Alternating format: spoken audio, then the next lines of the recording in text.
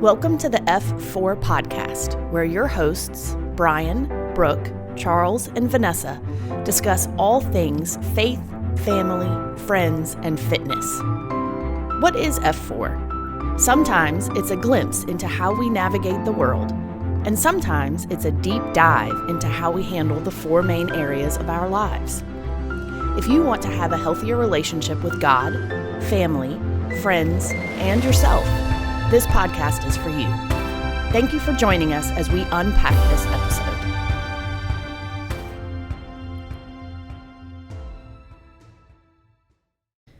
Welcome to episode 9 of the F4 podcast. I'm Brooke Marston, one of your hosts, and I want to thank you for listening to our podcast. If you could follow us on Instagram and like and share the podcast, we would appreciate it. We are on Apple, Spotify, Google, Pocket, Radio Public, Breaker, Anchor, basically anywhere you want to listen, and you can even watch on YouTube. If you would like to be a sponsor of the show, you can send us a message on Instagram, Facebook, or via email at f4ncpodcast@gmail.com. I am joined today by the F4 crew, my husband Brian. Hello. And Charles and Vanessa Giddens. Hello. Hello. We have been hearing and experiencing a great deal in regards to mental and emotional health these days. And I think the events of 2020 seem to have highlighted some issues that have been around for quite some time. We had just kind of come up with some pretty good ways of avoiding them. And when it comes to our kids, the issues related to emotional health are growing. And I think one of the best things that we can do to increase our emotional health is to identify and talk about what we are feeling. And I think it would be helpful if we helped our kids to do the same thing. In the book, Are My Kids on Track?, Melissa Trevathan compares our emotions to the oil light in a car. When the light comes on, you do well to pay attention. Emotions are the same. Anger, sadness, shame, disappointment, and anxiety, as well as joy, cheerfulness, and excitement are all indicators for us. To ignore our feelings is to set up either the ticking time bomb of anger or create an addictive pattern of numbing and deadening our hearts. And we've all been on the receiving end of some badly expressed emotions too. So I wanted to start out by asking, are there some emotions that you struggle to express more than others? I'll let somebody else go first. I'm not going first. All right, well, then I'll go first. For those of you that know me, I am an Enneagram 4. Emotions are more in my wheelhouse, I think, than some other people. But I do struggle to express fear. I think that is probably the thing that I struggle the most with expressing and putting out there, that I'm afraid of something. I'm afraid of something happening, or that I won't perform, or that people are going to leave. That's probably where I struggle the most. Things like happiness, sadness. I mean, I'm all about a good cry, but fear is probably what? Charles is all about a good cry. Fear is probably the one I struggle with the most. Okay, so what about you, Brian? Well, what I heard Vanessa say is fear of abandonment. Yeah. And just fear in general, she said. Yeah, but I heard that one really come out. I don't want to talk about my emotions. I'm trying You can't deflect here, Brian. That's right. I want to focus on Vanessa. As an Enneagram 3, you're trying to put on the best face, right? No, I'm not trying to do that. Why would you say that? I would say sadness. I don't like sadness. I watched the movie. What was the name of that movie? Inside Out. Yeah, I try to forget it. That movie, when the sadness character came on, drove me nuts. I'm like, get over it. And yet over time, what I've come to find out is it's actually really important to process and not to ignore, because it still comes out. Right. Yeah. What about you, Charles? For me, probably 2, maybe 3, but love. I would say gratitude, although that's gotten much better lately. And then I go back to our awesome emotion wheel, which I'm sure at some point we'll talk about. But instead of just... Can I say something about that? Why does the font have to be so small? That's my fault. Your wife made them small. We are going to have to make them bigger soon. I mean, they're like 12-year-old kids having to use readers to use that wheel. Yeah. It's like... 46-year-old kids as well. So when I wrote the answer, I said forgotten, which is actually an emotion of sadness. I think all those... It's hard for me to express sometimes because I get, going back to our lovely V word, vulnerable. I get a little shaky, which is scary for me to express out loud. So I don't express love and sadness probably as much as I should. Although the love piece is getting better, just like gratitude. Gratitude's gotten much better over the last couple of years, but I'm working on the love piece before I get to the forgotten sad piece. Yeah, that makes a lot of sense. For me, it's anger. I don't like to express anger. So I like to just make sure everything's okay. I pretend sometimes like everything's okay so that I don't have to get into that place of anger. But really, as I was processing this, anytime I think that an emotion is not going to be received well by the people around me, then I really struggle to express that emotion. So it could be sadness. If I know that if I'm really sad and I know that Brian doesn't really enjoy the expression of sadness, then it becomes very challenging for me to express sadness, because for me it's a lot about, which is crazy to say as a grown-up, but that acceptance piece is really, really big. So if I feel like my emotions aren't going to be accepted, then I'm not going to be accepted, and then that makes it really hard for me to express it. I don't know if that makes any sense or if that's just the crazy web of lack of logic inside my head. So I'm curious, how is that? How is that? Because I've known you for 8 years at this point, right? Probably close to that. I don't know that I've ever seen you angry. So Brian, how is that? So what does that look like? Because I don't know that I've seen it. Have you ever heard that song, Before He Cheats? No. It's a country song. Oh, no, that's probably why I know. Is that Carrie Underwood? Who is that? Okay. Yeah, it is. Yeah. Yeah, the whole the lyrics are, I dug my key into the side of his... Oh, yeah. I've heard that song. Okay. Yeah. It's intense.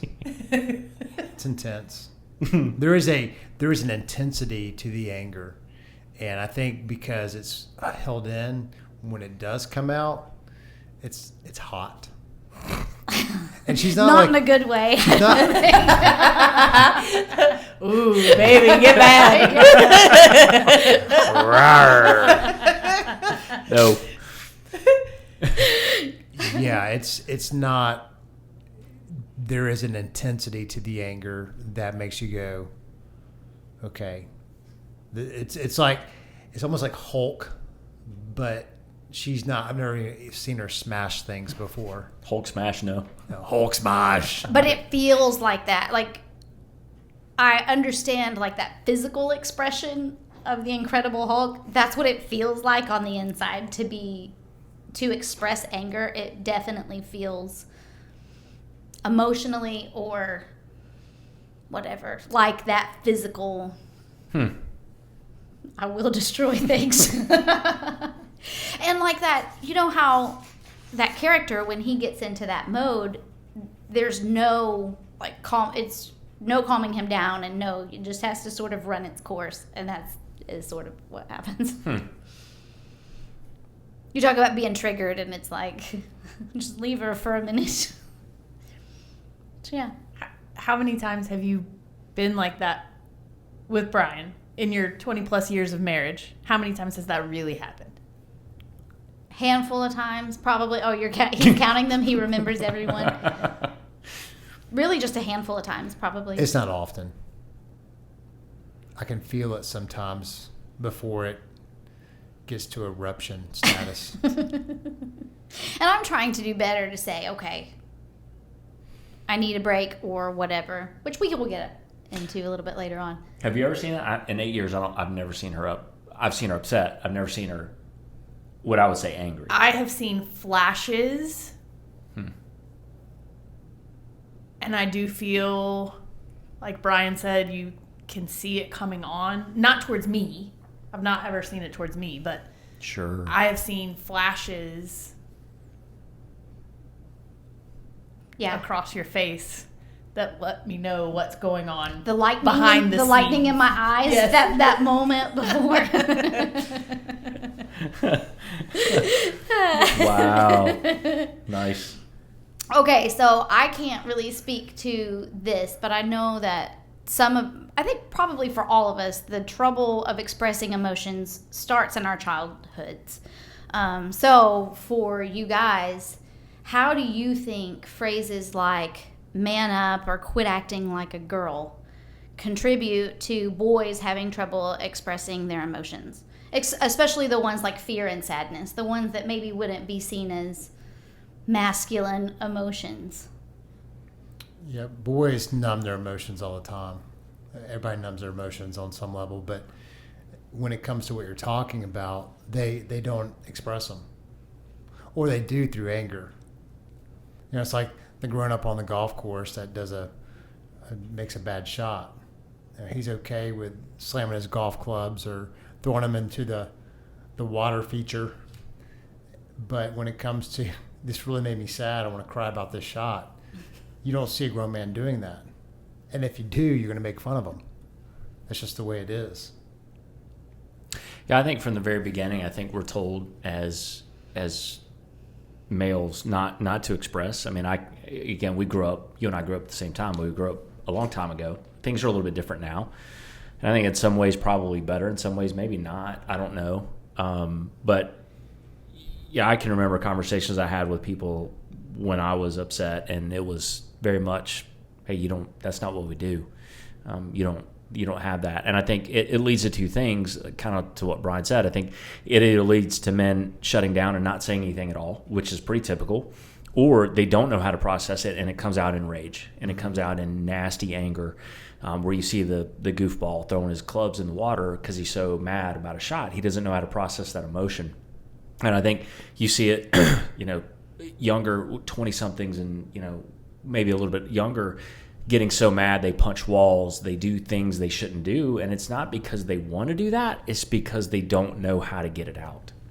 And I think, unfortunately, all of us have probably contributed to that a little bit. I know there have been times where it's funny, and we'll get to the emotion wheel, I'm sure, at some point, because I get so many great things to say about it, but there are times that I've wanted to punch a lot of things because I just didn't know how to process, and I didn't know how to explain to Vanessa how I felt. I didn't know how to explain to my 13-year-old son how I felt in the moment, and the only thing I knew was just, not healthy rage in front of me because I couldn't get it out. So the best thing for me to do was scream or yell or punch, and I don't punch, but when I was in my early 20s, probably. You made me think about a friend in high school. We were playing in a basketball game, and he wasn't a good shooter. He stunk at shooting, and he really cared. And he took a shot from the baseline and hit the side of the backboard, and the ball bounced out of bounds. And he turned and he punched a brick wall. Ooh, ouch! He broke his wrist. Hand. Yeah.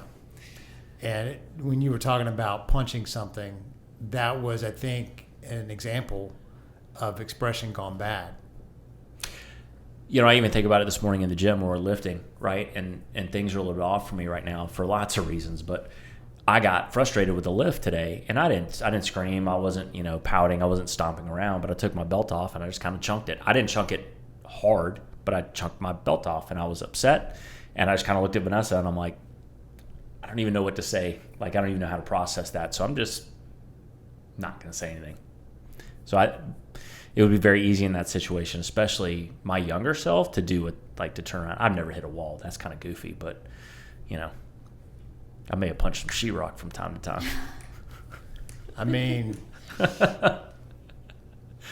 Well, there's that book, Are My Kids on Track, is fantastic. And one of the things that they do talk about is that for boys are very kinesthetic. And so they need, especially when they're young, they need something to punch. That's why a lot of times people will, have those things that have the sand in them, where you punch it, and those can be a great tool, or a punching bag can be a great option of something like, this is an appropriate thing for me to punch on until I can get to a place where I can use my words instead of just using my fists. So there's some validity to that, but once you get to be a grown-up, I think it's throwing things around and stomping you should probably have some tools to be able to do that just a little bit better. So what do you think, Vanessa? You didn't grow up as a boy, but you do have a son. I do. So I'm curious if you have thoughts on that. I have a lot of thoughts right now, but actually it's funny because it wasn't even 2 days ago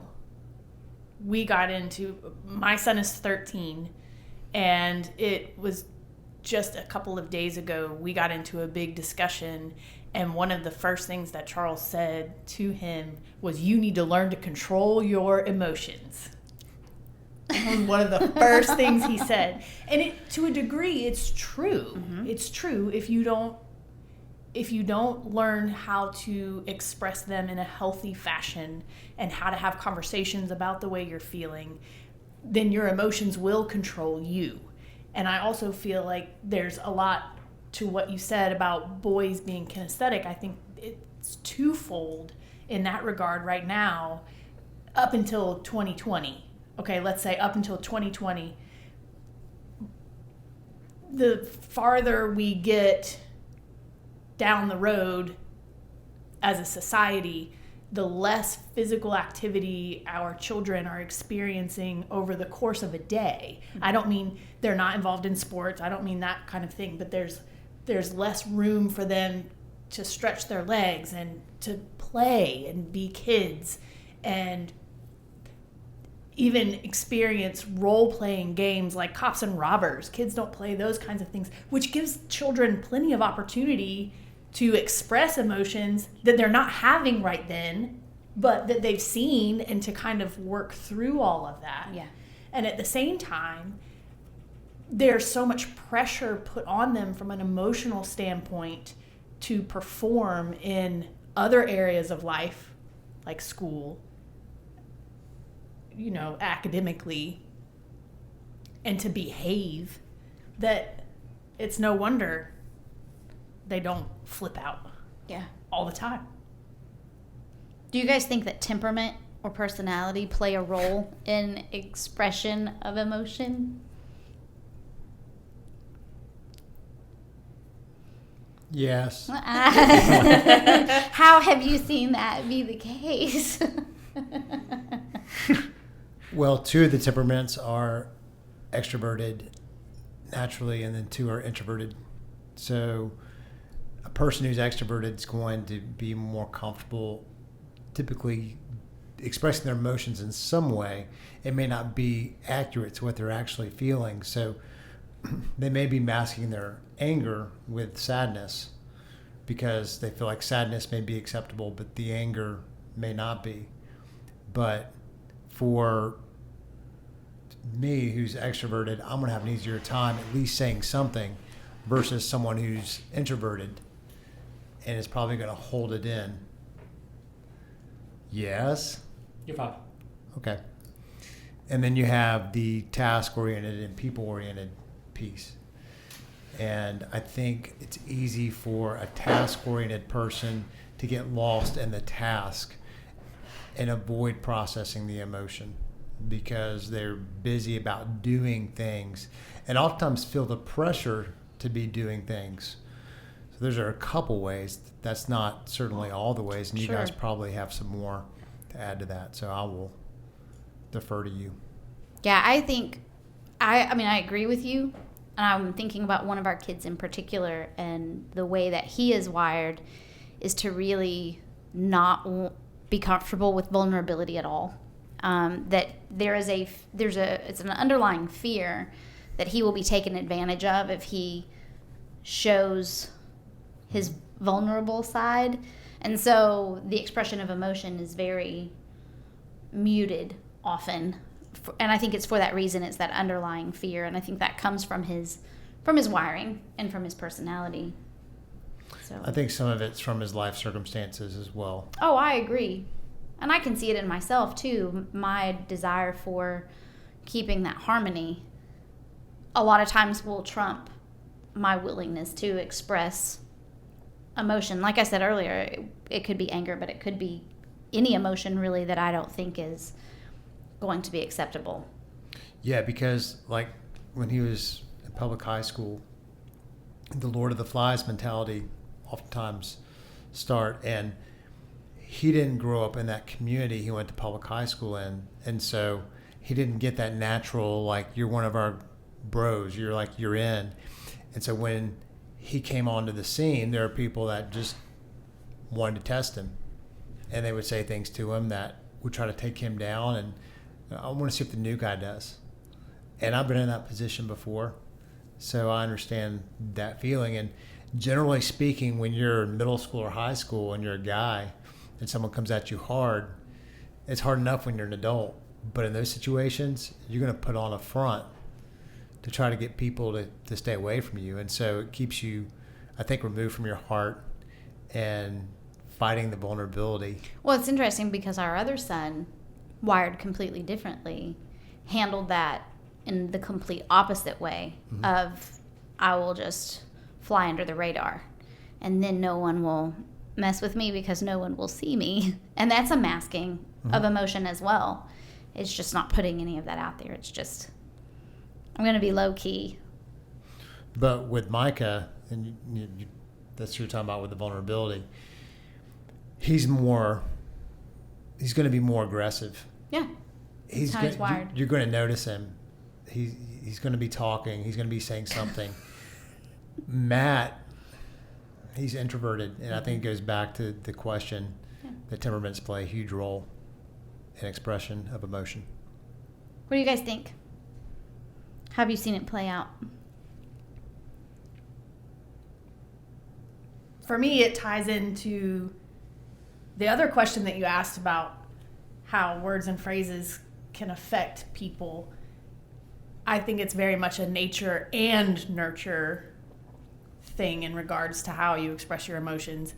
If you grow up in a household where no one ever wants to hear you, you learn to be quiet. If you grow up in a household where everybody else is always screaming, you learn to be quiet.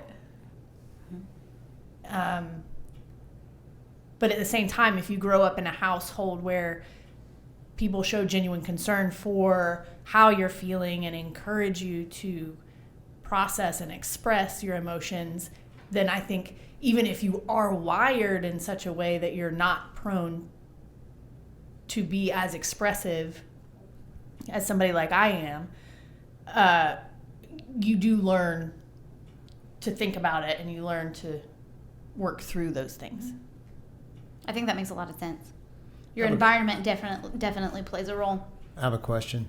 What was your environment like?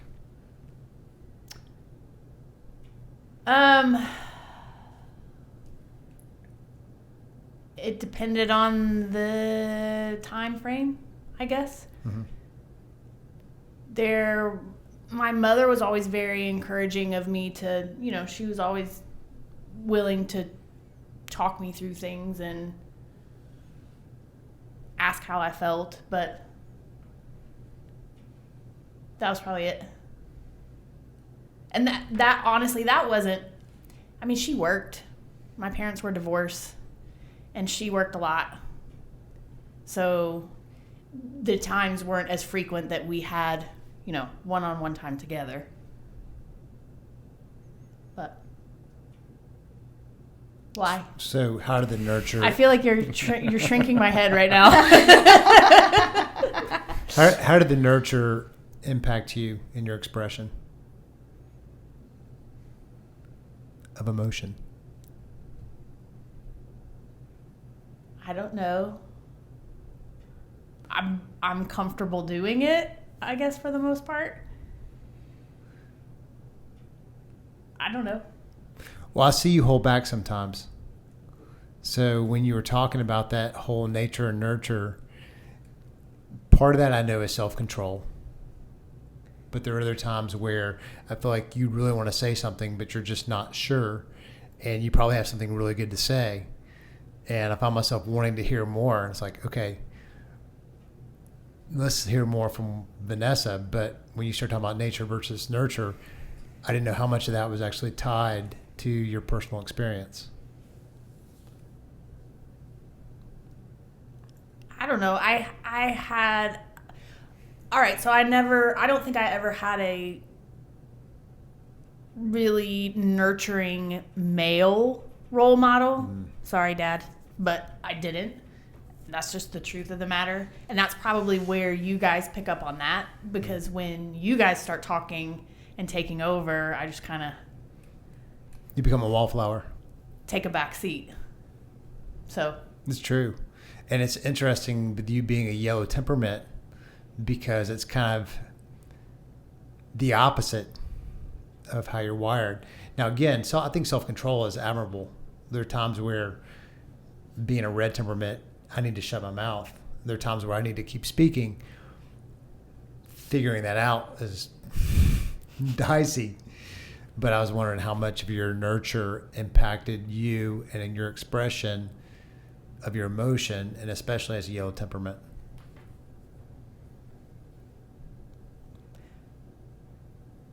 I don't know. I mean, I think there are also times when I know I'm too much for him. Being a blue temperament, I know I could be too much for him. And I've tried to maybe rein some of that in, but it's probably more just the lack of a nurturing male growing up, so that I don't particularly feel comfortable. Whereas if it's the two of us, I'm probably more prone to be more open. I've seen that 100%. Yeah. Yeah, I think that's good self-awareness. Charles, It's do you have also you sorry. shrinking my head? Yeah, that's right. The probing questions. Tell me more. Tell me more. Tell me more. Yeah, so for me, being introverted, blue, 6, whatever you want to call it, and it's funny because once I figure out I'm safe, I'll talk about my emotions probably too much. But there are very few people in my life that I will actually do that with. The 4 of you or the 3 of you sitting at the table besides me, maybe my parents, but even then, there's probably a little bit more guardedness even there. Outside of that, I'm not going to have a lot of discussion about emotions. In fact, at times in work situations, it really has cost me and been a problem, because I'll sit back and not necessarily express what I'm thinking or how I feel, because I either don't want to share because I'm afraid of how that's going to be perceived, or I don't want to feel like I'm trying to take over a situation, because it's very easy for me to do, as a little bit sometimes I have a dominant personality at times. Not always, but it's gotten better as I've gotten older, but I'm very careful of not doing that in situations, so I kind of sit back a little bit more than I probably have always should. But I don't express emotions very well with people that I don't trust. And the trust piece for me, which goes back to temperament, I think really plays more of a role than sharing emotions. Because if I can't trust someone, if I don't feel safe, then I'm not going to share with you how I actually feel, because you haven't earned that. And I don't mean that I'm like some special person, but outside of a normal person, I'm not going to go, yeah, this is how I'm feeling. Again, maybe that goes back to being a guy. Maybe it goes back to being introverted. I don't know, but I don't share well outside of small groups. I'm pretty reserved in that way, probably. I wear my emotions outwardly. It's always been something I've been told from a work standpoint, from even you guys. I wear my emotions on my sleeve, so you can tell, you can visibly look at me and go, okay, he's mad, he's sad, he's whatever, he's confused, but I'm not going to verbalize that. Like you can figure it out, but I'm not going to say, hey, Brian, really confused about that. Like, you may look at me and you're like, you look confused. He's like, making a confused face. But I don't typically share that a lot. You express non-verbally. I emote. I think I emote pretty well. Yeah. Your emotions are like bubbling underneath the surface, like right at the edge of the surface. So we talked about me earlier holding in anger until the point that it explodes. But what about you guys? Have any of you held in emotions until That sounds dangerous. yeah, until you exploded? Or and you can answer Can the I be opposite. immature for a second? Okay, go ahead. Make the fart jokes. When you said that, I just couldn't help it. Think about like after a Mexican dinner. I knew as soon as I said it and I looked at you. Do you have a problem with the Mexican face you were food? making. It just makes me want to explode. Oh, my Holy goodness. cow. Okay, so Oh, get serious now. not in that way, but the other way that you could answer that is what about numbing emotions? As opposed to just bottling them up or stuffing them, but what about numbing them? So either one of those would be fine for you to talk about. I'm just curious. I think people numb emotions with their phones. What about you? Do you numb your emotions with your phone? Sometimes so a lot of my phone activity is work related, whether it be email or writing down notes, what I'm thinking, what I want to do, looking at goals. But then there's definitely a social media component to that, to the point where at times I've taken social media off my phone, and I've even contemplated doing it again just because I want my time to be focused. People play games on their phone. I don't have a game on my phone, but I do like sports. And sports is an easy escape for me. I can find myself wanting to see what's going on in the sports world, and I can get lost in that if I'm trying to get away from feeling something. So I know for a lot of people it's gaming, it's YouTube, there's a lot there. But I see people, if they're in a conversation where maybe they're not being paid attention to and they're not feeling included, they will go jump on their phone. Or if they get uncomfortable, I've seen people jump on their phone. And the reason I bring that up is virtually everybody has a phone and a smartphone now in 2021. So, Does it bother you to have to try to answer that question for yourself and not talk about other people? no, it doesn't bother me I was just curious. because I did answer it for myself. Sandwiched in the middle of all the other people. Well, so let me. When I was looking at this, there was numbing emotions that had work, TV, music, etc. So there was a broad range, and so for me, it made me think about areas where people might numb. Like, I don't go to music to numb myself, but I know some people do. I have to write content every week and messages thinking about other people. Now, for it really to hit home, I have to think about how does this truth interact with me. But I'm doing both concurrently all the time. So Okay. you can keep digging if you want. No, I think it's interesting that a question that was phrased, you like sandwiched it right in the middle. So it was just Again, a point of note for me. That's all. So we'll have some time here to unpack this more. Don't make me uncomfortable. I've already expressed what makes me uncomfortable. Where's that feelings wheel? Oh, it's right over here. You're in trouble. So as I look through all the questions that you put together, there's a lot in here about other people. So for me, I'm thinking about this in a comprehensive manner. Like the question right before this was, do you think temperament or personality play a role in expressing emotion? I'm thinking about everybody that I know at this table, our family, their temperaments. On the other side of this question is, do you see your kids struggle to express emotions? So again, the questions directed us that way. There happens to be one, to use your terminology, sandwiched in the middle that said you. It does say you. And I will tell you, I do have this. One of the ways I don't want people to feel the weight of what I'm feeling sometimes, because it can feel crushing. Because entering into people's highs and lows, like you can, one end, we're reconciling our marriage. It's one example of one that's happened recently. And then I've had 5 people die in my life recently that I'm close to on the other end.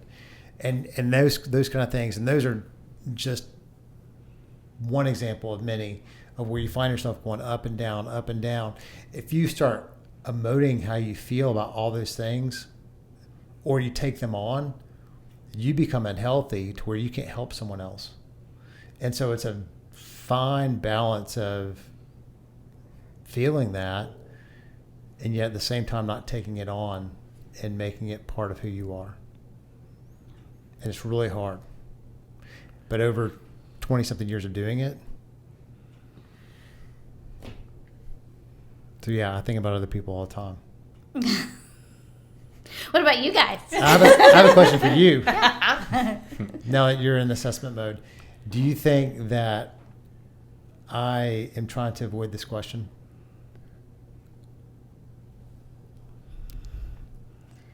A little bit. And I don't know that you are aware that you're trying to avoid the question. That's fair. So, because I think that in your effort to, like you said... Too much detail. No, I'm just kidding. I think in your effort to not ping too high or ping too low, especially with the people that you interact with, I think that sometimes you deny your own feelings or stuff them or push them away because you don't think other people can handle it. And you might be right, but you also might be wrong. And I just think it's interesting that we both, in different ways, struggle with losing ourselves in a sense and not really paying attention to what those emotions are because of the people around us for different reasons. Right. I just think it's interesting, and I think it's worth noting in an effort to be emotionally healthy. I think it's just a good thing to notice. So I don't know, and maybe you're not trying to avoid it. It just, the way that you answered it was interesting to me. And now we're having therapy hour. I already had my turn. I'm curious because, like, you made me think about when my father died. So he died in 2014, and I officiated his funeral. Right. Well, my brother was part of that process, but I put together the service that day. Yep. I did it for my grandmother too. If I give in to every emotion I'm feeling in that moment, I'm a blubbering mess. Sure. And so I have other people who are grieving the loss of my grandmother, grieving the loss of my father, coming up to me, telling me all of how they're grieving. I can't give over into those emotions in that moment. I have to do that privately or with a very small group of people. When your father passed away, you didn't really grieve. So it was a year later. I remember having a conversation with you, and it was then really that it occurred to me that you had not taken the time to properly grieve because you'd been trying to help everybody else. And so that's exactly what I'm talking about. Like, it's exactly what I'm talking about. So I think that's actually a really good example. At the same time, we're not around each other all the time, so you don't know what I'm processing individually. There's a lot I have to process with God. Sure. And I don't mean to say that like as the God card. It's just one of those things where this is a tough topic, not because I'm afraid of this, but because I'm thinking about it. I really am thinking about other people, but not because I'm trying to necessarily protect myself. I'm not saying that sometimes I do want to protect myself, but there are a lot of instances I can think of in this moment where for me to give myself fully over to that is going to hurt a lot of other people. I think that makes sense. So there you go. So now I look to you guys. Numbing, bottling up, exploding. drugs? I've done both. Not drugs.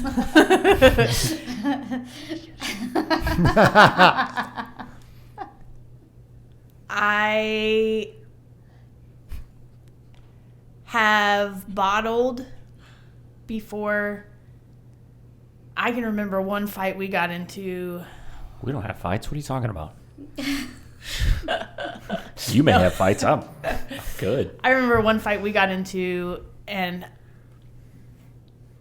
I think I erupted. It was probably 10 years into our marriage, give or take.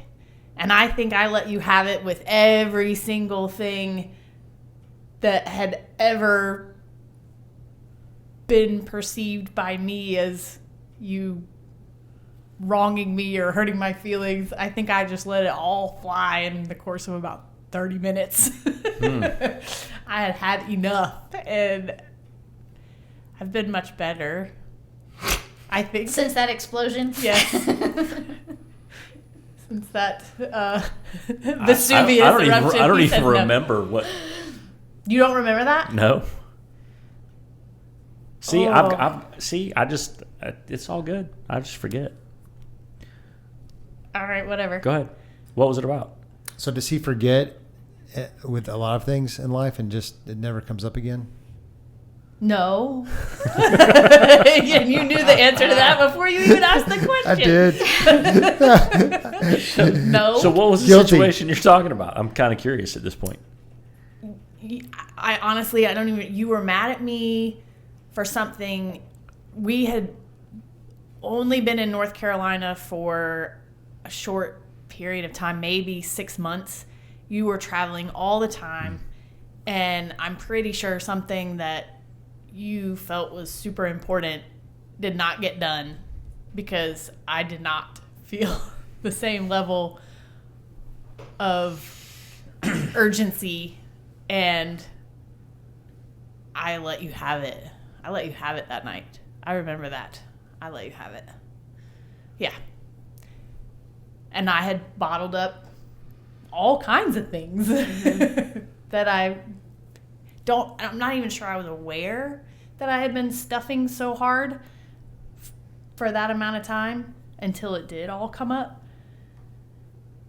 And also work for me, prior to Parker, I would numb myself with work. If I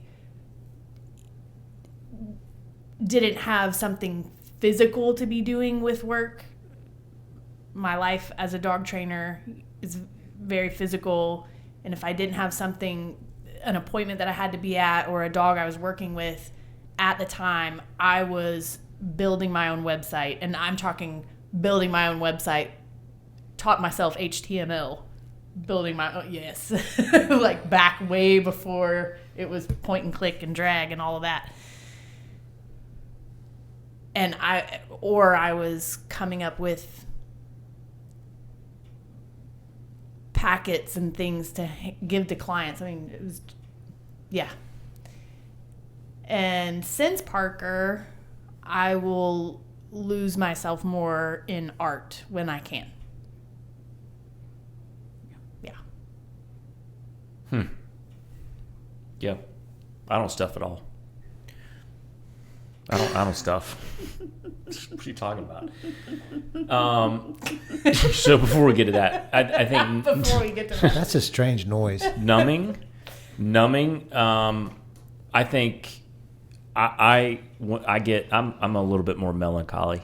I know it's very hard to believe, but so when I get in my feels in that world, there's two bands really that I'll pull up, but I'll numb out with music. Go ahead. The Smiths. The Smiths is one. You know what? Sorry. It's fine. Are Whatever. we making fun of him and his emotions? Whatever. See, this is why people don't talk about their emotions. Right. This is exactly why. So the Smiths are the Cure for me. I would always put on, and still do. I mean, I still put them on multiple times a week and numb out for a while. It makes me feel better. It's funny, but it really does make me feel better. when I listen to them. Do you think it makes you feel better because they are expressing the emotions that you are feeling and Yep. are unsure of how to express 100% yourself? correct. Yep. 100%. So see, it is whiny music. You just admitted it. I'm sorry. I love you very It's much. whiny music that helps you. Yes, if it helps you. Did that question feel like a setup? It kind of did a little bit, but that's all right. I wasn't thinking that at all. You know, I was. sure. As far as bottling up emotions and exploding later, we recently had, even two nights ago, had a conversation where unprocessed emotions from, again, 25 years ago roll up. And I'm like, ooh, I didn't realize. And it was different, but it was the same. It was the same, so much so that we had not a nasty conversation. We had a conversation that was not good. And it was based on emotions that I, again, should have processed 25 years ago that I didn't and haven't really processed. And it was weird when it came up because it kind of hit me out of the blue. And I'm like, wait a minute, hold on. This is not good. And I'm feeling a lot of emotions from a long time ago, and it has nothing to do with her. But in that situation, I was triggered in a sense to go back to that and immediately go, oh, those are the same emotions, exactly the same emotions from a long time ago. And it didn't explode. It wasn't exploding, but it was not the conversation I wanted to have that we probably should have had. Had I processed those emotions a long time ago, we wouldn't have had that same conversation. And I seem to do that a lot. A lot of times I think I don't want to express emotions because I feel like people look at me as overly needy and emotional at times, especially the small group of people sitting at this table. So there have been times where I've been in a funk, and it's been very clear I've been in a funk, but I don't want to tell you why, because I don't want to drag everybody down in that world. So I'm just like, I'm not going to say anything. I may be in a crappy mood and it's still going to drag you down the same way, right? But I'm not expressing that. But you are. You just didn't say it with words. But in my mind, that's better.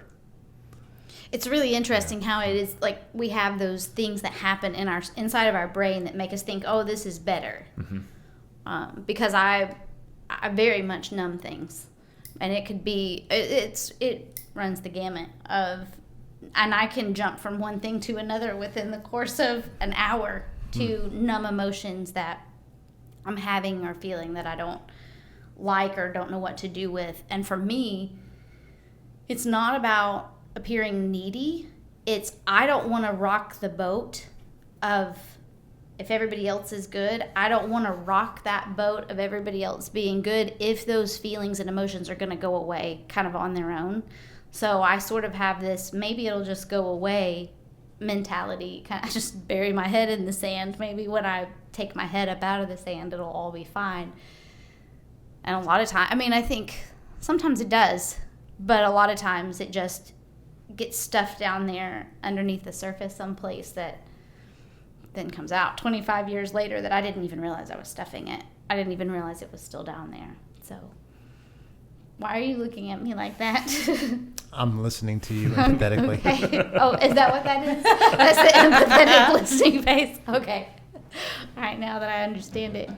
Okay, so do you guys see your kids struggle with expressing their emotions? I want to go back to something real quick before you skip over. Are you going to shrink my head? I'm not going to shrink your head. I just want to give you the thought.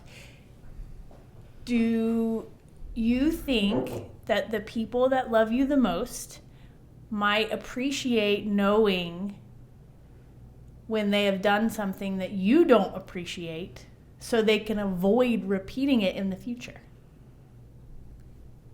Sometimes I think that they would appreciate it, but if I'm being honest, sometimes I think they would not appreciate it, not because they want to hurt me, but I think sometimes, and I think maybe it's just the pace of our lives at this juncture, the age of our kids, all the transition that we're going through.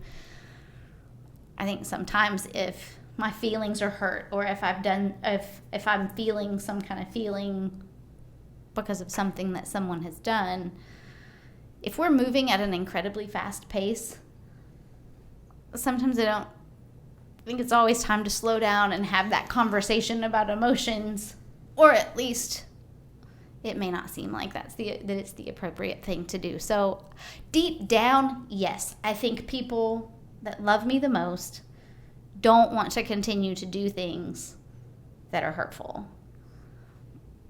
For me, finding the right timing and the right way to have those conversations is probably the bigger part of the challenge, if that makes sense. It does. You mean you don't wait until a podcast comes up and you're like, hey, this is what really bothers me. Yeah. Yeah. Just saying. But that's an excellent question. And I think the thought is good. I do need to, for me, I really do need to think, okay, these people love me the best they know how. So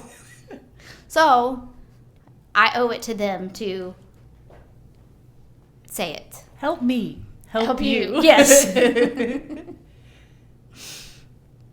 Thanks for that moment. Sorry. No, Okay. don't apologize. It's good. Now you can move on. All right, so now we're moving on. Do you see your kids struggle with expressing their emotions? I feel like we already talked about this. We have a little bit. I mean, You guys have We talked with a our little bit, boys Yeah. probably more than anything. Yep. yeah, and I see with our girls, it's different. It's different with them too. They're different from the boys in their expression. Mia is very willing to let us know how she feels often. I think May holds back more. And I don't know if it's temperament or if it's people pleasing or what, but I feel like May is a little more concerned with how she comes across or what people think than Mia is. I could be wrong with what's going on inside of their heads. On the inside, it may be completely different, but why are you staring at me? Do you have different thoughts? No, you're talking.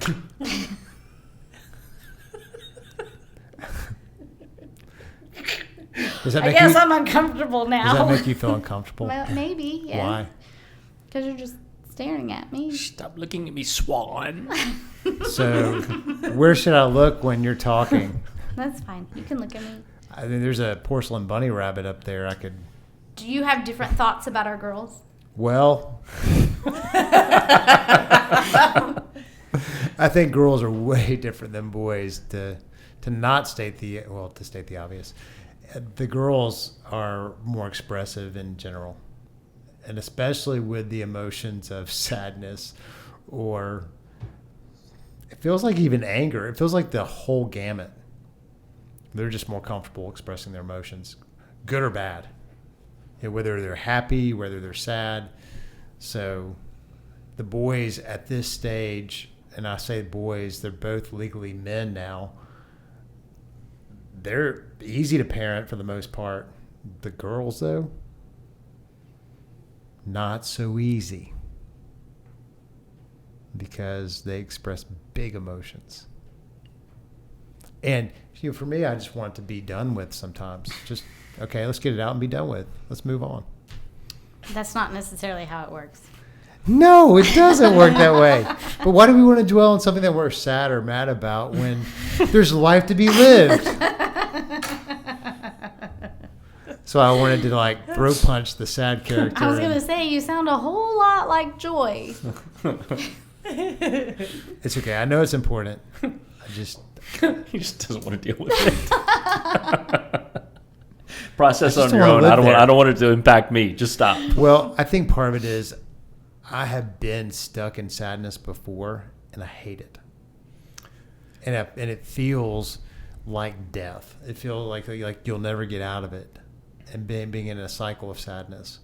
And you know this, and it's not something I'm going to talk about here, but going back, and probably 10, 11 years ago, having a close friendship disappear the way it disappeared, and then being confronted with it all the time in a way that was extremely uncomfortable, and yet there was no room for expression in that.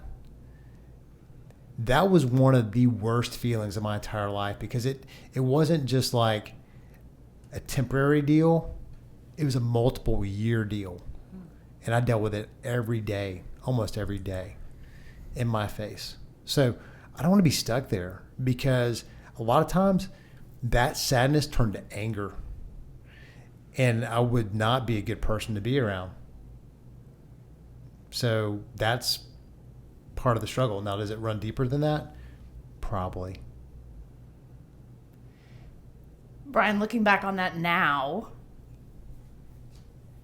is there something that you think would have been helpful for you to do, a way that you could have processed what you were feeling to help you get through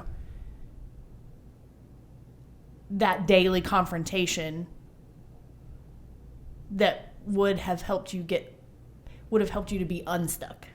So I've been kind of careful about how much I say about it, just because I don't want to call somebody out. Right. Because how they handle themselves sucked. Now, my response to it wasn't always great either. I take responsibility for that. But there was an exercise that actually did help me during that time period, and it was called a total truth letter. And so the way the letter was formatted was to be able to write out how you feel about the things that have happened. And then I actually ended up having a conversation with the person that I'm talking about in particular. It was more than one person, but one person in particular, where I talked through basically that letter. Because the intent of the letter was never to give it to the person. It was just for you to talk it out. That's exactly right. Once I went through that process, that was actually a catalyst for me to be able to let it go. But I still had to be around that person all the time. And I think, I'll just say this part. For them to act like nothing had happened was cruel. It felt very cruel. Because it's like, wait a minute, you're my friend on this level. And then that was gone. And it was extremely sad, because I thought it was something it was not. And I think anybody who's been in a relationship or friendship with someone, and then it just seems to all of a sudden just go away, and you thought it was one thing, but then when it came down to it, you look back and you go, well, they kind of used me. They didn't just kind of use me. They used me. And then how real was some of that? It hurt. But if I stay stuck in that, I don't open myself up to any other relationships, and I'm angry all the time, and I struggle with that for probably a couple years. So I don't want to go back into that. But that's what helped me to answer your question. The Total Truth Letter was a big deal, and I've put that in the hands of a couple other people who have struggled too. So I've been able to help other people in that pain, which brings purpose to the pain. Sure. Which means it wasn't wasted. So. Still sucks, but it wasn't wasted. Yeah. Oh, it sucks. And and what happened was, to put it nicely, crappy. Mm-hmm. I'm saying that because I'm a pastor. But I thought another word. Yeah, I think going back to kids struggling, and our kids struggling specifically, I think we're going through that right now. Parker is 13, and 13's just hard. 13's a hard year. It really is in a lot of ways, and I can see that.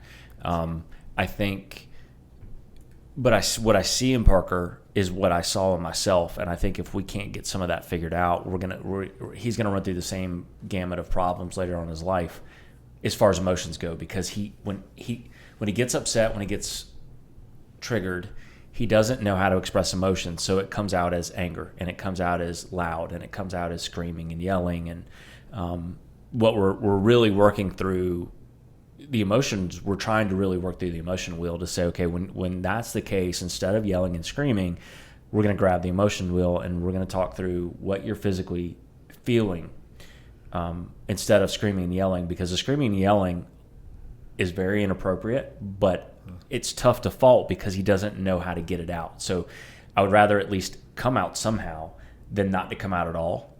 Because not coming out at all is going to be a problem. Mm-hmm. But our job as parents is to kind of figure that out. But to your point, 13 is very hard. And it's funny, not just in our kids, but, you know, being in youth ministry, like I just got done reading a book called Seen. And if you go pick it up, and I'm in the middle of reading another, you know, book, 3 Big Questions that change every teenager. And it all talks about the same. It's all emotion. It's emotion. It's anxiety. It's depression. It's despair. It's belonging. It's identity. It's all of that wrapped up into one, which really, at the end of the day, manifests itself in emotions, right? So, it's not just our kid. It's kids in general. We're not doing a very good job as a society teaching them how to physically express their emotions in the appropriate way, to move past them, to process them, to capture those thoughts and to throw it away so they don't manifest 25 years later. And you're like, what just happened? Like, I just blew up on my wife, and it had nothing, 25 years ago, had nothing to do with her. Nothing to do with her. But I didn't process those emotions. And I think with our kids, it's the same way. And I think we're doing better as parents in society now than we did 40 years ago. I mean, but 40 years ago, thinking, and I love my parents to death, I really do, but thinking about my parents pulling out an emotion wheel and going, here, that wasn't good. Like, that's not a thing. That wasn't a thing, and it's not their fault. It just wasn't a thing. You know, so much so that when I was a kid, I did the same thing. I fought. I got, you know, kicked out of school. I did a lot of things that I shouldn't do because I didn't know how to process my emotions. It's not because I thought I liked fighting. I probably didn't like fighting, but I didn't know how to process my emotions, so it came out as anger and rage, and I just wanted to, you know, beat people up. Generally, I got beat up, but, you know, whatever. But I see that with Parker. I see those bursts that I'm like, we gotta help him, because he's gonna get knocked out one day if he does that to somebody else. And it's tough. Like, it's. I mean, sometimes it may be beneficial, but I don't want him to have to go through that. Going back to the temperament thing, I see struggles in our house with him not having the time and space. When something is going on with him, he needs more time and space to work through those things. And you are more task oriented and want to fix the problem. You want to fix it, and you want to fix it now. And I don't want to hear the screaming and yelling, and I just want it to stop. And I think we struggle in that way, trying to figure out how to best help him. And I do think we've been better recently about just stopping, trying to get to the root of the problem. Is this because he's a hormone with feet? Is this because he is overstimulated by video games and tired, or is he hungry, or, you know, what is happening here? Why is the baby crying? Right. Right. And that is often what happens. It manifests through angry tears and yelling. But, I mean, we're getting better. But the conflicting temperaments don't help. Yeah, it doesn't help. And that really from leads a parent into, to child standpoint. It doesn't. And I think that really leads well into the next part of this conversation is name something that you've done that's been helpful with your kid or kids in processing their emotions, and something that you can see that you've done that has hurt the expression of emotions. I think Vanessa just framed it up. I don't have a lot to say. I think what I see doesn't help is when I jump back, and when I say, fix it right now, I want it stopped. I want you to, like, that doesn't help. That doesn't help. And I think she framed that up pretty well. I think we know what we don't need to do. But you do a very good job with him when I'm not triggered. Take a breath and try to help him work through it. You do a fantastic job. I think a lot of it for both of us in regards to our child specifically is honoring the child and taking into account what they need in that moment and recognizing the fact that there is something that is creating this struggle, and it's not a problem to be fixed, and it's not something that needs to go away so that I can finish cooking dinner. It's just taking the time, and that's not always doable. Unfortunately, that's not always doable. I do think it's the most helpful thing. What do you think? I think being patient with the process helps, but what you just said is really true. Sometimes you've got to move up forward. You've got to put on a game face. Yep. You got to suck it up. And I think the thing that we probably struggle with more than anything in this whole process is actually coming back to it. Because there is space in the future to come back to it, but you almost forget about it. Go ahead. I'm not trying to interrupt you, but I had a thought. We should start instituting with our kids the fair fight rule. The PK fair fight rule. If it is a situation where some people are not going to know who PK is. Pastor Kevin, what's his last name? Myers is the head pastor at 12 Stone Church, and he turned us on to this idea of a fair fight. When you're in the middle of it and you're heated, whether it's because of time constraints, there's something else you have to do, or because you need a timeout to get your act together, put words to your emotions, and think through it, how you can best honor the other person. You call a fair fight. And you schedule when you're actually going to come back to it. I think there's probably another layer when it comes to that with your children. But I wonder if it's something that... I don't think their brains are quite developed enough to maybe do that. I mean, I'm not saying it's not, but I think, at 13, if I said, hey, time out, we're going to... Right. I'm not sure that's really going to translate, but maybe we can try. Well, I mean, I think that's the whole idea behind the timeout in general as a form of discipline, is to give everybody an opportunity to calm down. I think that really is at least at some point, I think that was somebody's idea, that it's science too, because when you're triggered emotionally, it takes about 20 minutes to come down.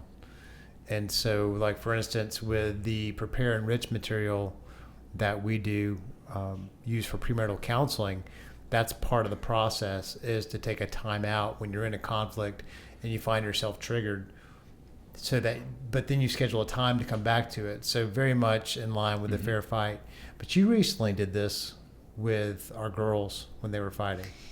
Yeah, and before I tell that story, because I do think it was great, and thankfully it was just because of the things I've been reading. I was like, hey, we're gonna give this a shot and see how that works. But I need to say that I really appreciate you stepping in the other day. It was Wednesday of this past week when one of our kids was triggered, and I did not have that time and space to deal with it. And I was like, I've got to take a shower and get out of here, and I have like 30 minutes, and that is all I have.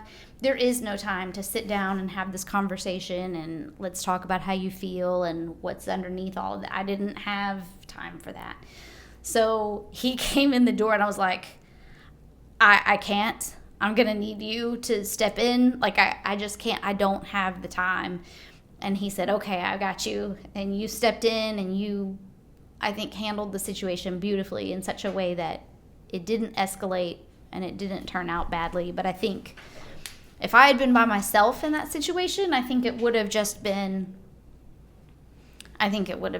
ripe for just bad for a good long while. So I appreciate you stepping in. Yeah, I was glad to. Prior to that,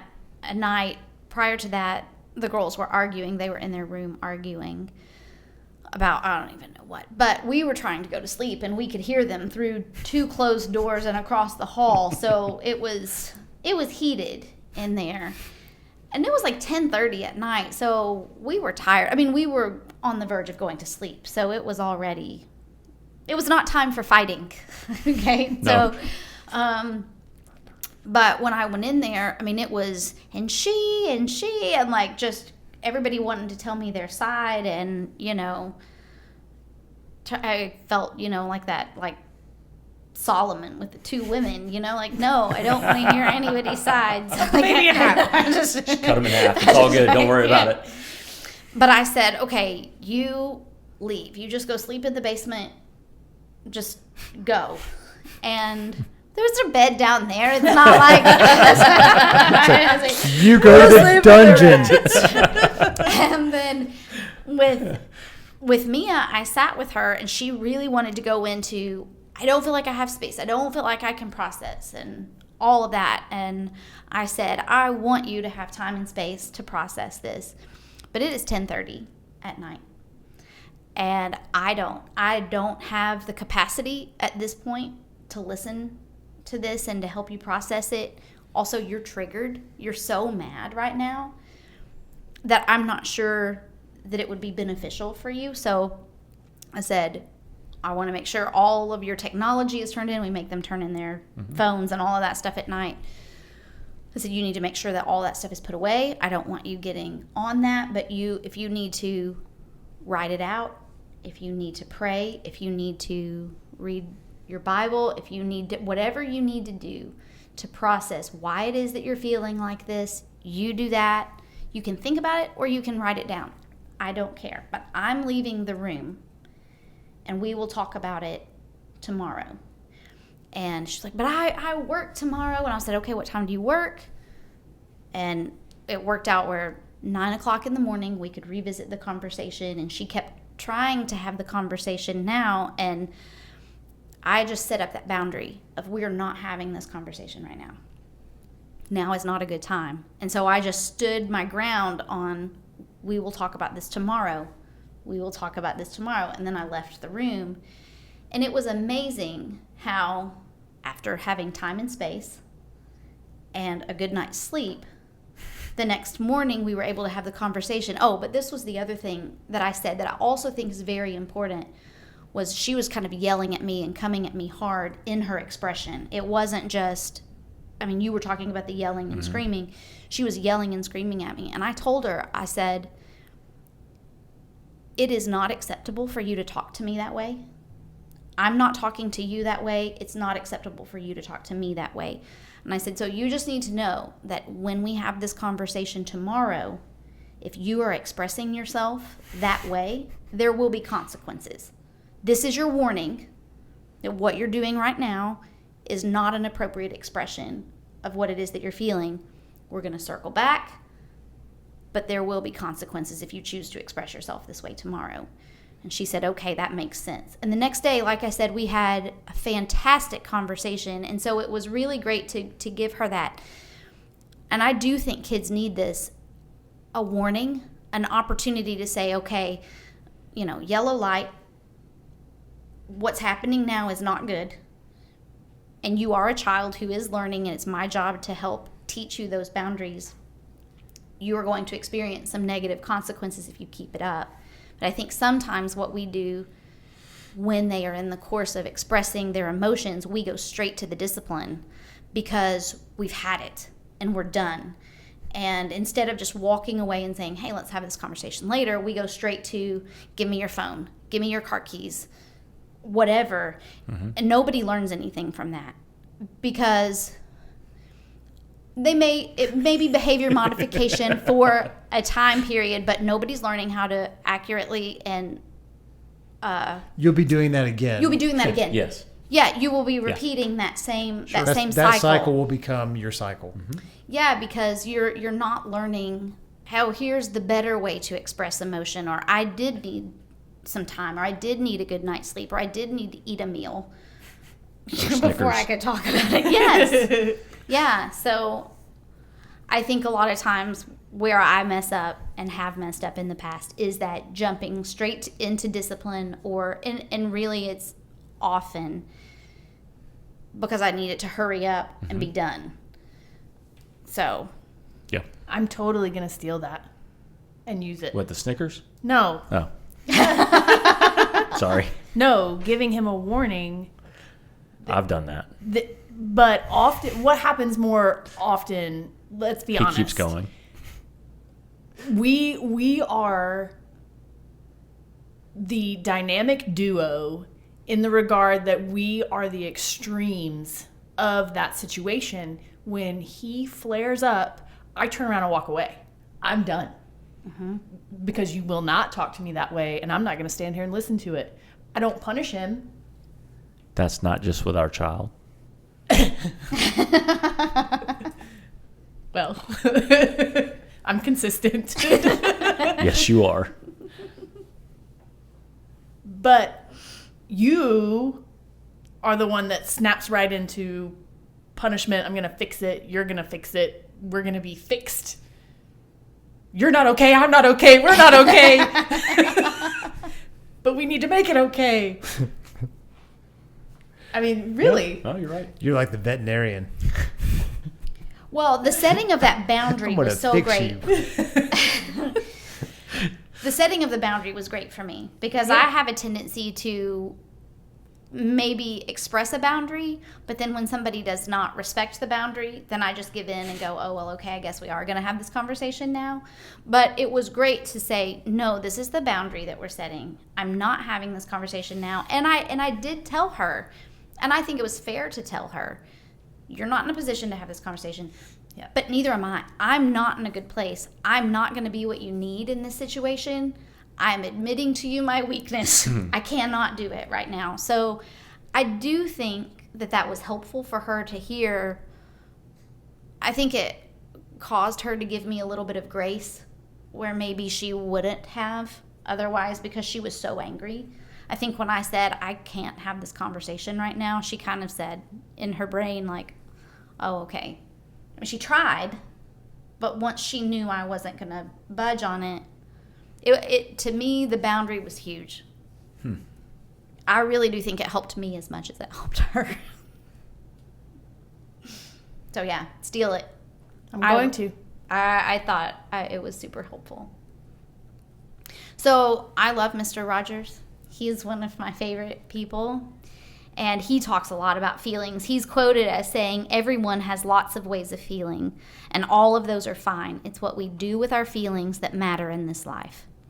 So, what are some things that you have found helpful when it comes to expressing feelings in a way that isn't destructive to your relationships? And I think the stories we just shared are helpful, but I wondered if you had other resources or thoughts. I'll talk about that later. When emotions are high, it's important to use I statements instead of you statements. Explain what you mean just in case somebody doesn't know. The natural tendency is to express yourself or myself by saying the word you, like, I feel this way because of what you did, as opposed to saying I just feel this way because of how I'm feeling, or I didn't get what I wanted, whatever it may be. And it's just easy to get into using words like you, where it can trigger the other person to them where you're not actually able to have a productive conversation because you're coming off as accusatory. Because when you're saying you, it's like you're pointing at somebody as opposed to me or I'm struggling. That's a more humble position. And I think with kids and even in our marriages, it's just easy to get prideful and not even know it. So I use I statements instead of you statements. I think that's good. When you said that, it also made me think about words like always and never. Because those generally aren't good words to use either. No, it feels that way. It feels like you always or you never. You combine the you with an always and a never, and it's like a recipe for triggering somebody. And I think phrases that are like a lot of the time when you know that the person means always, they're just not going to say always because they know that they're not supposed to say always. I think anything like that, any statement like that can become... Isn't it weird how you can try to justify it? I didn't say always. I didn't say always. I think for me, tone, when you're expressing emotion, tone is really important. I do a much better job at this in professional settings than I do personal settings. But I think when you're expressing emotions or listening to someone process emotions that you're maybe not excited or comfortable with, I think the way you express your tone is going to be helpful. It's very easy to get animated, to get high, and raise your voice and do some things you probably shouldn't do instead of just talking, instead of doing this and having the same tone as I'm talking to someone about, hey, Vanessa, you really, I really feel a certain way, right? So I think that's different than saying, hey, Vanessa, I'm really mad about this, right? And that doesn't help. I think it's very disarming really to people when you come across expressing something very emotional, but you're not doing it in such a way that they're triggered because they're hearing you either 800 miles an hour or 500 decibels too high, or with a lot of anger or emotion. I think just being flat and a lot of times will get your point across. What were you going to say, Vanessa? He apologized and stopped himself. We had this conversation last night, yesterday afternoon. One of the things that makes my blood boil is when he tells me how I'm feeling, or he tells me what I am doing and what I'm going to continue to do or not do, meaning not physically, not, go walk, it's not like, but when he tells me I'm behaving a certain way and then I'm going to continue or not continue for his predetermined amount of time,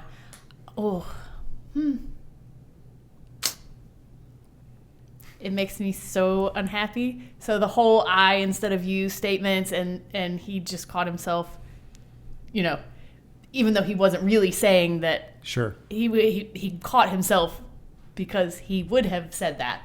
So I very much appreciate that you caught yourself. Thank you. Yeah.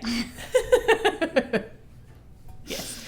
So the whole I, you statement hits home for me a lot. Yeah.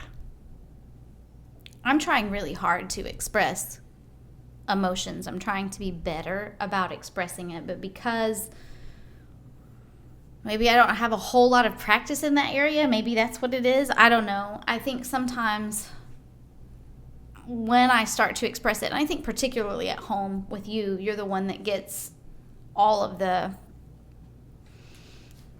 unrefined expression of emotion. And I think that's very hard for you. I recognize that that's hard for you. I think a couple of weeks ago, I prefaced our conversation with something like, I'm going to do the best I can to express this, but I'm struggling with how to express it.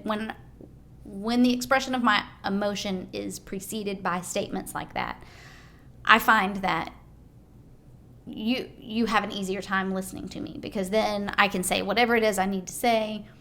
You're not taking it personally, and often you stop yourself from trying to fix things.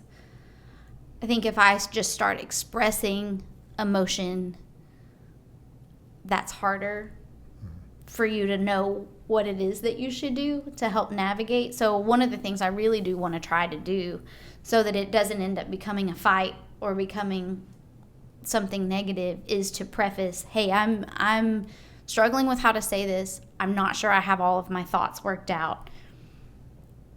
Where's that emotion wheel? These are the things I think I'm feeling. Let me explore maybe some other possibilities of why. I think that helps our conversations. I think it helps our conversations at home. One of the other things you made me think of in this moment was the importance of asking good questions. We've talked about that in the past. Yep. But it's easy to assume that you know what someone is feeling or what they're going to do. And I think to ask questions can help you flesh that out a little bit more. And sometimes helps someone to, not just yourself, but helps that other person gain awareness of what they're actually feeling and going through. Because we don't often have people ask us questions or probing questions because a lot of people are afraid to. They're afraid of what they may hear. And so having the courage to do that and the humility to approach people the way they need to be approached, I think combining those two helps you to win when it comes to emotional expression. Go ahead. Go ahead. When I was thinking about it earlier, I was thinking about, and this comes from not only an anger standpoint, but some people have a hard time dealing with the sadness that another person might be feeling, or the frustration, disappointment. There are a lot of things I think this is applicable to, but I thought, what are you taught as a kid if your clothes are on fire? What are you taught? Stop, drop, and roll. Stop, drop, and roll. The first step is to stop. Okay, so I'm just using the first letter of the words now. But the first thing is to stop. Don't let it, just stop, take a breath. In search and rescue world, STOP always stood for stop, think, observe, and plan. And that's a good way to look at the stop piece. And then for the drop, take the D and decide to do the kindest thing in the kindest way in that moment. And then for the roll, realize that triggers and experiences are different for everybody. Ask those questions. Help somebody process what's going on, and don't take it personally. Realize that it's not necessarily just about you or what you've done, or just about you being a pushover and that's why they're unloading on you. Just don't take it personally. Help the other person get through that. Good. That's really good. You were going to say something before I interrupted. We're done. No, it's good. It's okay. It's done. We're fine. Okay. I think that really, you're doing a very good job of leading into kind of the next part of the conversation. What are things that, or how could your friends and family better assist you when you were struggling with your emotions? So I think it goes back to really two things. Empathy. Well, three things. Listening, for one, right? So really listening. And listening to understand, not listening to answer, but listening to understand. I think that's very important for me when it comes to that. And I'm finding more and more in that world. The second piece of that is really, empathy and understanding what I'm saying when I am saying it, right? So not listening again to fix.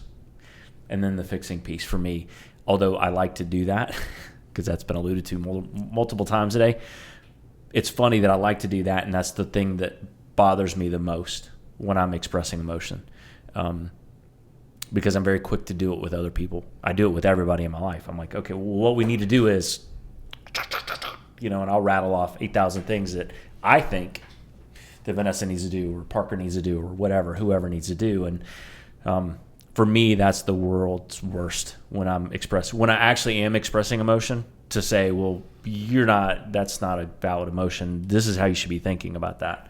Now we may get to that point. It may get to that point, down the road, but right when I'm first expressing something, that's not what I want to hear. So I think for me, it's just really having that space to have someone listen to me, really.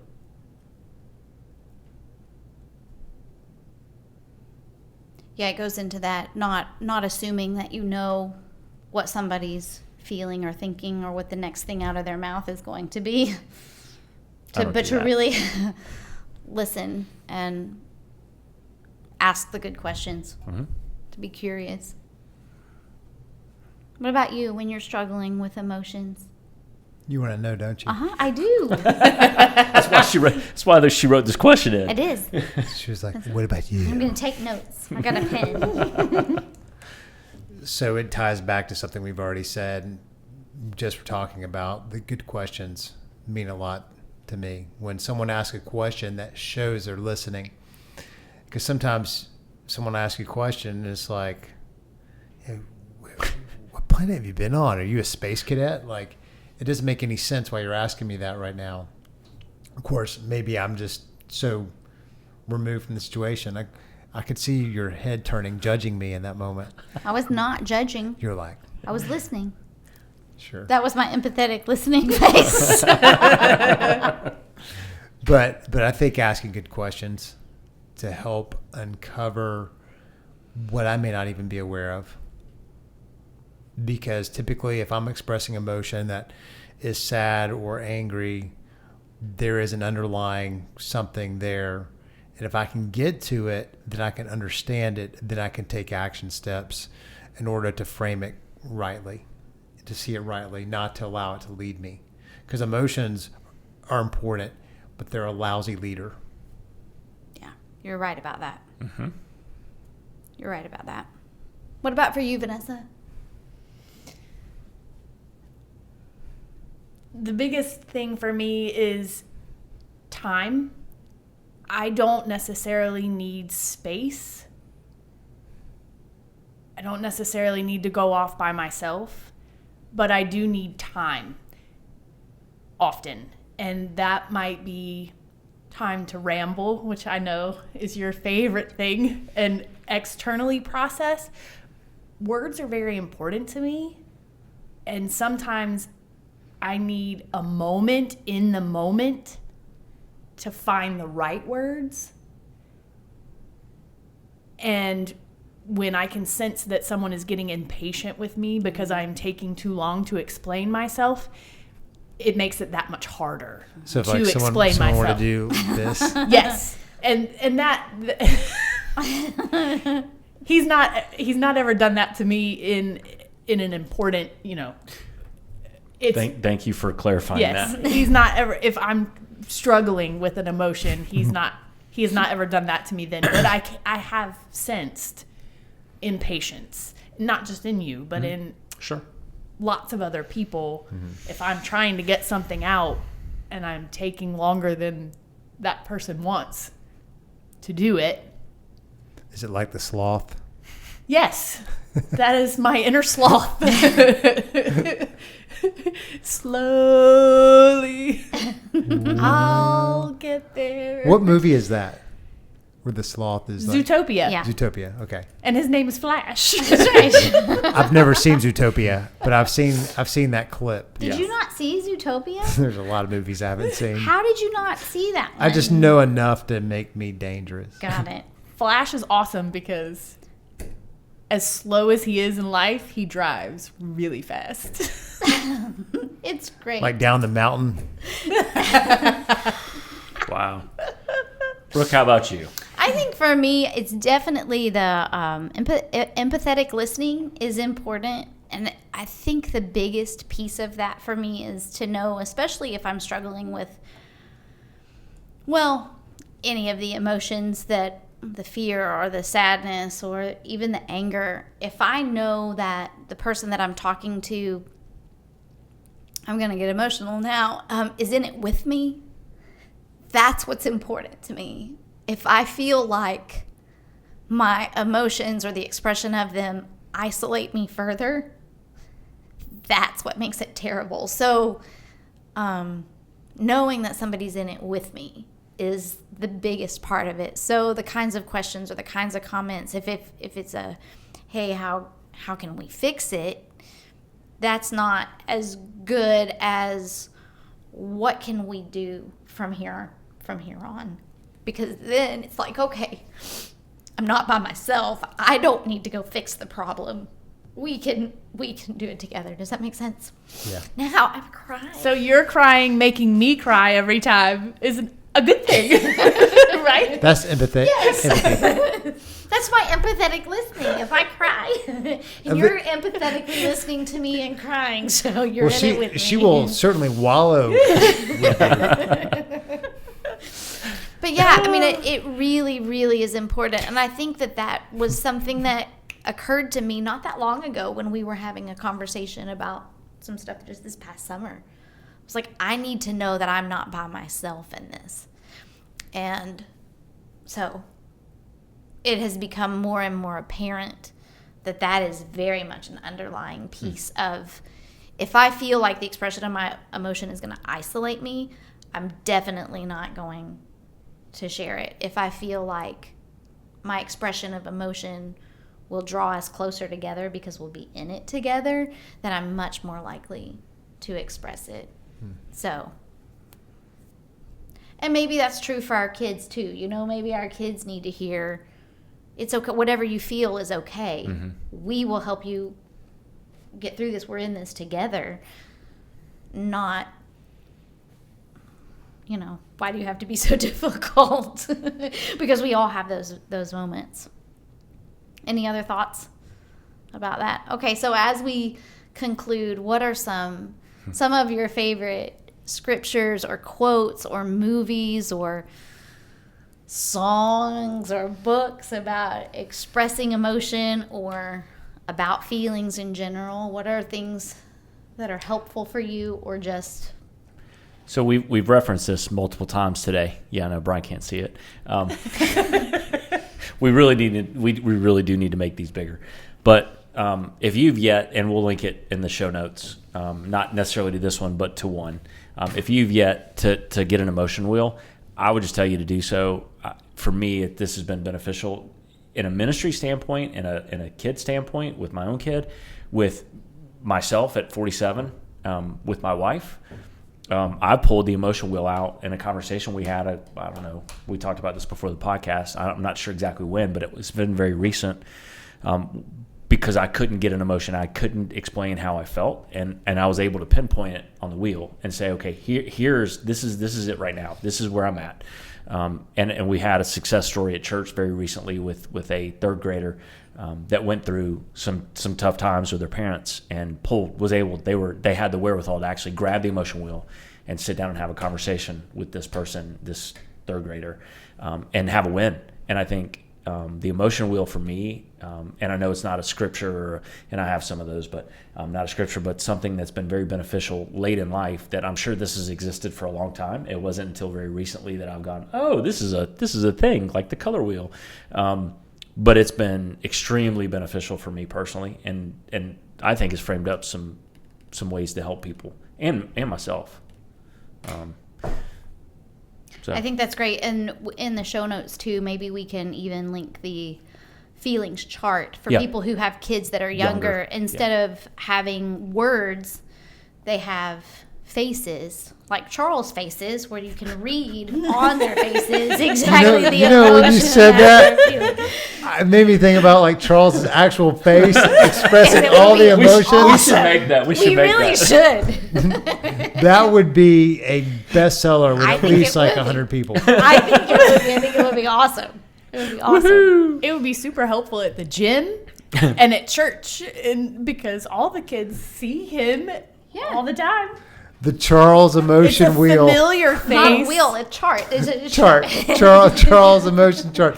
I tell you what, if we get 200 views on this YouTube video, we'll make it. We will find a way. We will get it. We will get it out there. The surefire way to not be able to express your emotions is look at that picture. I mean, beard and everything. Oh goodness, no. I think you're right, though, Vanessa. It would be a familiar face. Right. See, stop. Easy to identify. Stop. I think it would be great. I do too. Yeah, I'm in. That was so long. Well, that's great. Okay, who else? You're stuck. I'm stuck on the feeling creative mode. It's so good. Oh, I've got so many thoughts. I gotta just steer away from You know what I just thought of? Do you remember the magnetic toys where you would take the pen and bring all the hair into all the right places? We could even do something like that, and that way, when he smiles real big, his mustache turns up like this towards his eyeballs, and then sometimes he gets those little devil eyebrows, and then. Okay, I'll tell you the other thought I had. Oh, no. So we could have like a suggested playlist. For all the different emotions? No. No. Kickstart my heart. All right. Yeah. Okay. So I actually wrote down a few Bible verses because that's what I do. The first one was, a fool gives full vent to his spirit, but a wise man quietly holds it back, which is Proverbs 29:11. I've found that to be really important, just because if I go in, I go in. And so I have to go in with self-control, which is why I also wrote down 1 Timothy 1:7, for God gave us a spirit, not of fear, but of power and love and self-control. And there's a lot there. We're not going to unpack all that today. And then there's one more I'll share in Psalm 34:18, where David wrote, the Lord is close to the brokenhearted and saves those who are crushed in spirit. So those are some of the scriptures that I thought were appropriate for expressing emotion. I think that's great. All right, I'll give one of each.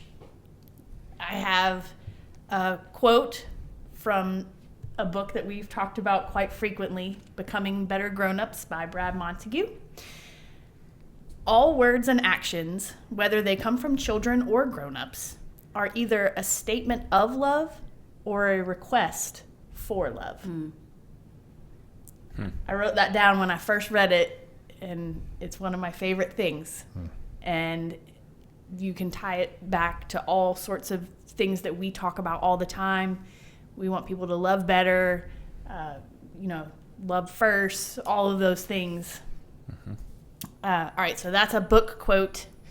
There are a lot of song lyrics that I think do a fantastic job, whether I find them whiny or not, do a fantastic job of helping people express emotions. But one of my favorites is just because it's one of my favorite songs, but it really pins down a feeling.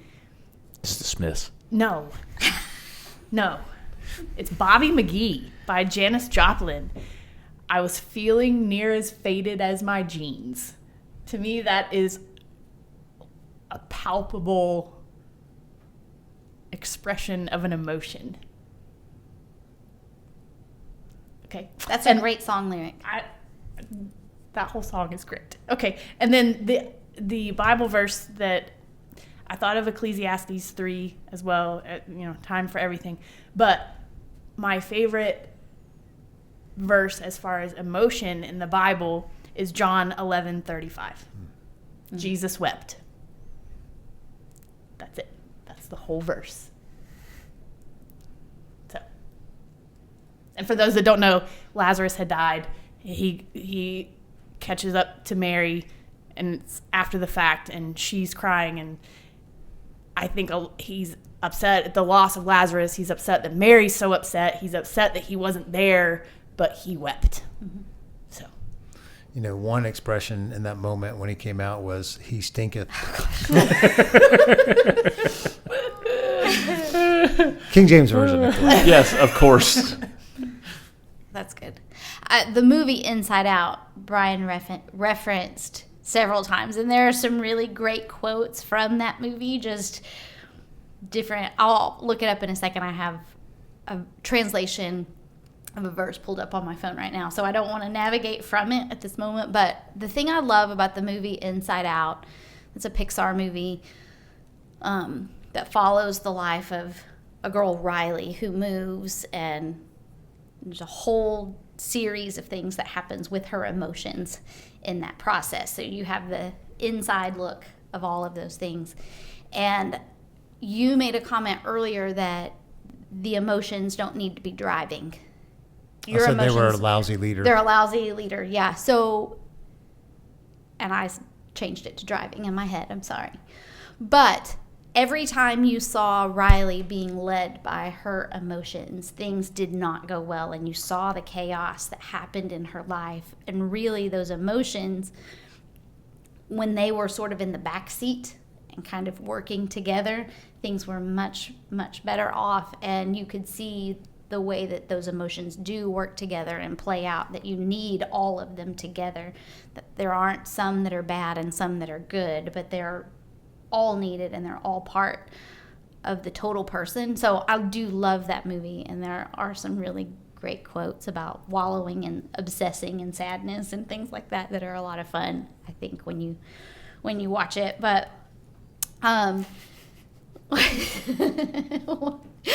but as reading Are My Kids on Track, there was a verse that was mentioned by one of the authors that stood out to him in a way as it related to children, from Ezekiel chapter 20, verse 21, from the Message translation.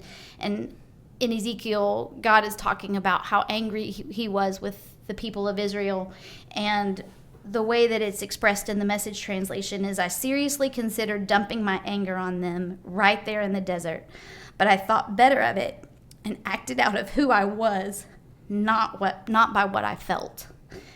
And I think that is such a great, like, if we think about approaching all of our relationships like that with each other, with our children, if we take the opportunity whenever we feel like giving full vent to whatever that emotion is, whether it's anger or sadness or frustration or disgust or whatever, but if we say, I'm going to hold myself back and I'm going to respond out of who I am, not by what I feel, wow, we could maybe not destroy so many relationships or create issues. So I thought that was just a really great way to look at that. And I would probably not have read Ezekiel in the Message translation or ever seen that way if it hadn't been for somebody pointing that out.